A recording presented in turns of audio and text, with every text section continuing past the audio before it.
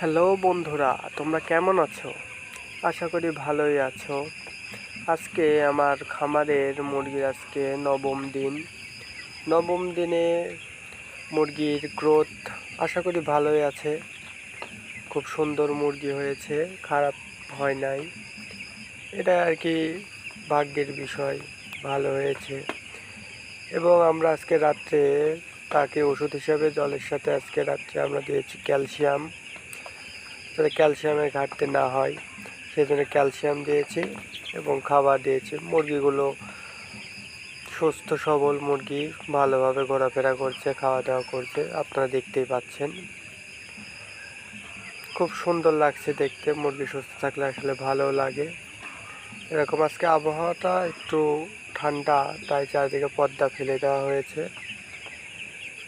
এটাই আর কি শেষ। আপনারা আমার চ্যানেলটিকে সাবস্ক্রাইব করে দিবেন, আর যারা সাবস্ক্রাইব করেননি অতি দ্রুত সাবস্ক্রাইব করে দিন।